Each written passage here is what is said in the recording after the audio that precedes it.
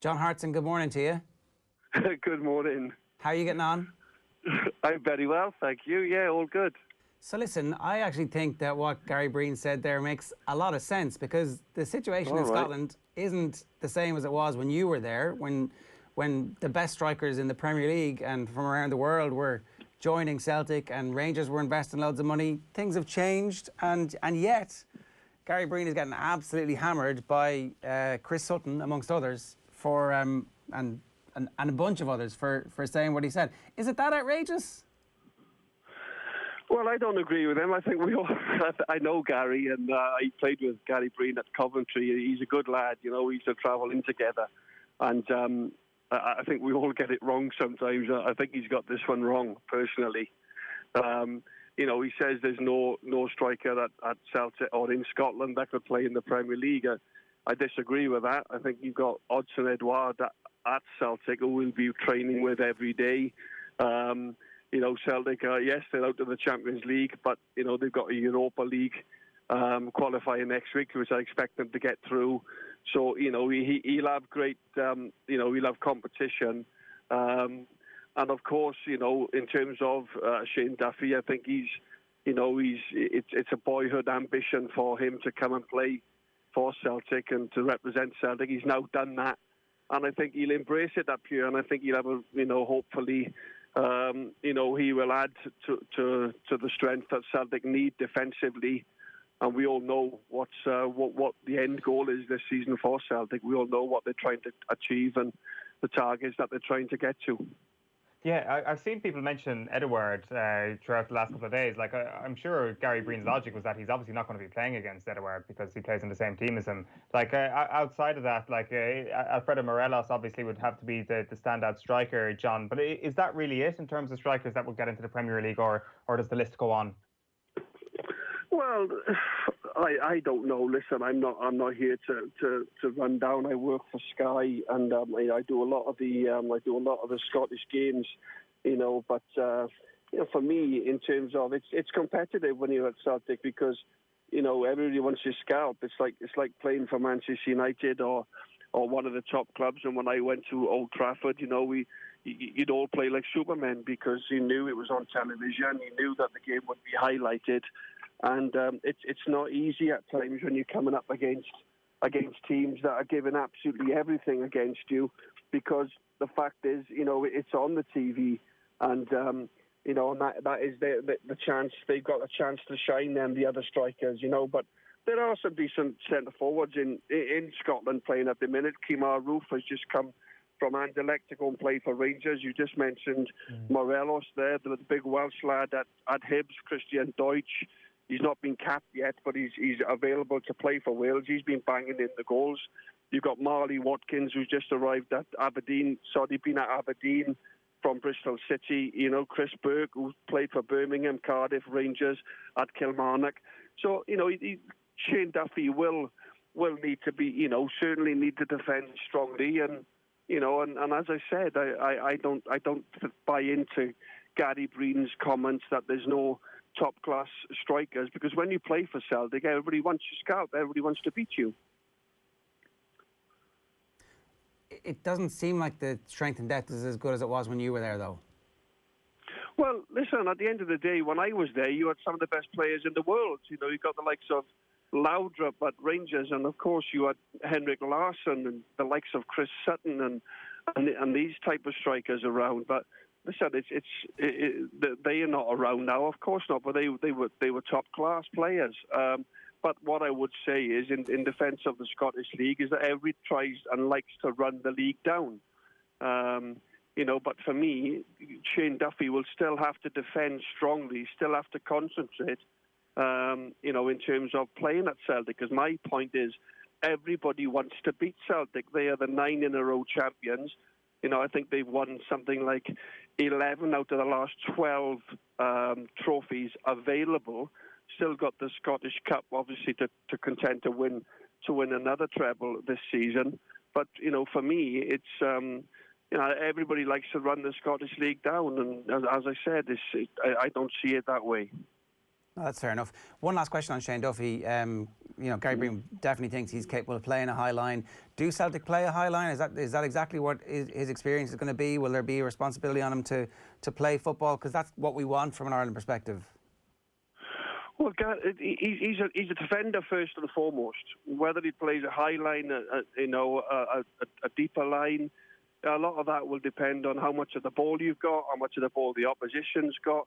He played in a 3 at the weekend. He played right of a 3. He was outstanding. He didn't put a foot wrong. Celtic played very, very well. Scored a great header. He looked really assured out there. And he's a fantastic signing for Celtic, and we should all be celebrating his signing, in terms of what is at stake this season. And as I said, it's fantastic for Shane personally.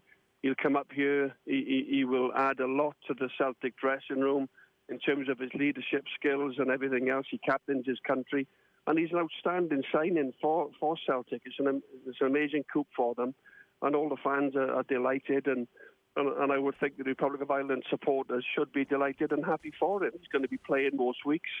He's going to be playing in Europe, hopefully. And the games are competitive. Celtic and Rangers both dropped points already this season. So, not every game is a gimme up here. For sure. It's going to be interesting to see how that develops over the next little while. We did want to get your take on the opening weekend of the Premier League as well, John. Mixed fortunes for two of your former clubs. Not a great opening weekend for West Ham, but Arsenal look exceptional. I guess you're judging them against a team that may well finish 20th, so it's very much too soon to be able to leap to big judgments. But one thing you can say is that the signing of Willian looks to have been a great piece of business by Arsenal in the off-season. How important can that be for a team who are trying to charge up the table, bringing in that Premier League experience to bolster their attack? Well, Arsenal's a massive club, and it needs. And I think Gary Breen's an Arsenal fan as well, isn't he? I believe. So Arsenal need good players. Willian's been outstanding at the time he's been at Chelsea. He'd run his course at Chelsea. Of course, they decided that he wasn't as important to them. They brought in other good players, as we saw last night against the win against Brighton. But Willian, he's a great talent. He's technically he's excellent. He can provide. He can score. And when you've got the likes of Lacazette now and Aubameyang and thriving off Willian's services. But Arsenal, they need good players, and hopefully they back the manager. He's had some fantastic results. Obviously, they won the FA Cup. And lots of people are doubting Arsenal. They think they're not sure whether they'll make top 4. The Premier League is ever so strong. I'm not sure. I don't think the league really takes shape up until about 10, 15 games into the season. Then you can start to judge. But I would like to see them back, trying to get into them Champions League places. But as I said, it's a difficult one because, Man City and Liverpool are absolute gimmies. Man United have added. Spurs and Mourinho not had a great start, and of course you have Chelsea, who will be right up there this year because they have to be up there. The money they've spent. Are you impressed with Arteta? Hey, are you impressed with Arteta? I am very impressed. I think one of the things I'm impressed with more than anything else is the discipline side of things. He's come in and. If you don't fit into his criteria, you're out of the team. And he trains like he plays. He's worked with the best in terms of one of the best anyway. Pep Guardiola as an assistant. He's ex-Arsenal. He knows the club. He knows what the club is all about. What the supporters want. They want to play nice football, free flow, and football good on the eye. But also, you look at the record of Arsene Wenger. All them years in the Champions League, in the top 4, Arsenal need to be up there, qualifying for Champions Leagues. I still think they're a while away yet from winning the league because the other teams are just so strong, and it's going to take a lot of investment. But definitely Arteta, I think a lot of people will share the same opinions as myself. They've been very, very impressed with him. I guess the promotion to manager last week as well really indicates a big trust in Mikel Arteta, that the club have got behind him. Like it's going to, as you say, take 10, 15 games before this full season plays out. But you can already see that, I mean, the trust that the players had in Unai Emery is nothing compared to the cult of the manager that now exists at Arsenal. And it may only be a small thing, but kicking a season off with a Community Shield, even as small as that is, seems to have, it can't have done any harm, that's for sure. No, not at all. And of course the FA Cup as well. You know, winning the FA Cup, beating Manchester City, it was magnificent. But they beat Man City in the semi-final. They beat Chelsea in the final, didn't they? Is that correct? City in the semi-final. City in the semi-final and Chelsea in the final. Yeah.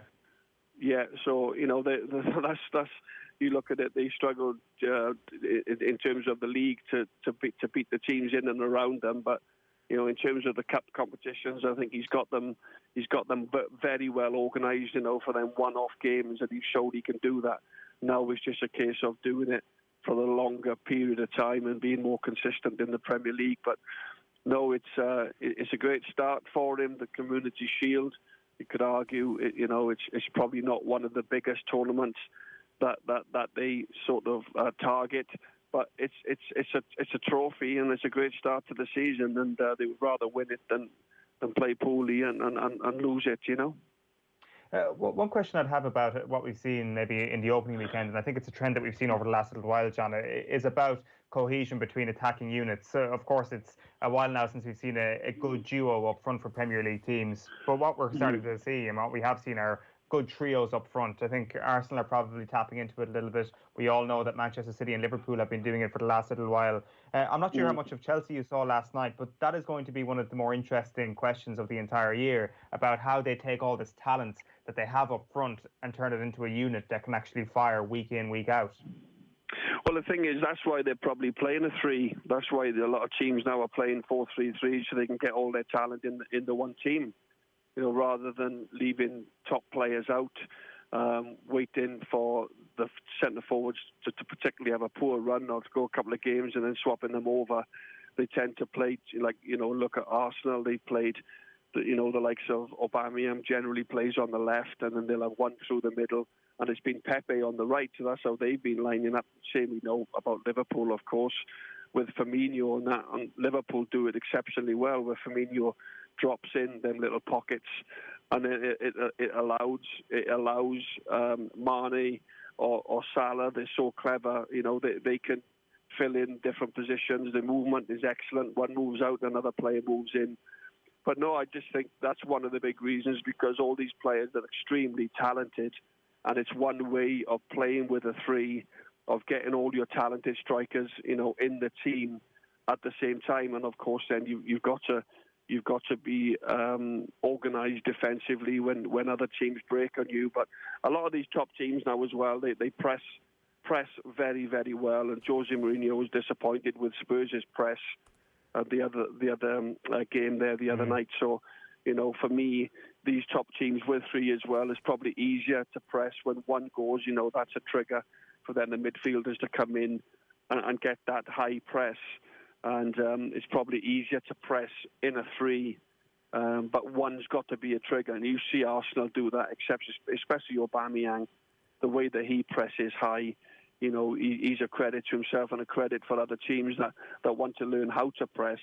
You know, he shows the way in terms of that hard work, not just when you've got the ball, but also without the ball. I think that's what Arteta has taken from Man City in terms of that hard work and that defensive responsibilities without the ball, where Man City are brilliant with the ball, but even better without it. Well, what do you make of those Jose Mourinho comments actually on Sunday, John? It definitely felt that he wasn't willing to take all the blame for the fact that the players weren't pressing well. I mean, surely the manager has to take some semblance of blame for that. Well, yeah, you know, I think there's been a lot of Jose Mourinho is Jose Mourinho, isn't he? You know, he's basically, he will call it if he's not happy with his players. And a lot of people have come in this week and said, I've heard a lot of comments, people saying, well, he might lose the dressing room, which is absolutely nonsense. If you're a player and you're a professional and you want to win games and you want to, you know, win games along with your manager and for your manager, then that's what you should do. Because the manager has dug one or two of the players out, then that doesn't mean that you have to turn against the manager and what you say, not work for him, not put a full shift in for him the following week because he's dug you out one week, he's called you lazy, he's called you not fit. Accept it, and move on and learn from it and get better and take it as a criticism, but something that you are going to act in terms of that criticism. You're going to do better the next time. All this, because it's Jose Mourinho and he has moved around in recent years in terms of club to club to club. He's sacked at 3 or 4 of his last 4 clubs or whatever he's been at: Real Madrid, Chelsea, Manchester United. And then he'll probably, if he keeps going, if he doesn't achieve what Daniel Levy wants him to get into the top 4, didn't make the top 4 last season. So at the end of the day, he's only on a 2-year contract, I believe, Jose Mourinho. But when people say, because he's dug a few of the players out and he's given them criticism publicly, well, react to that in a positive way. Don't go sulking and think, I won't play for him.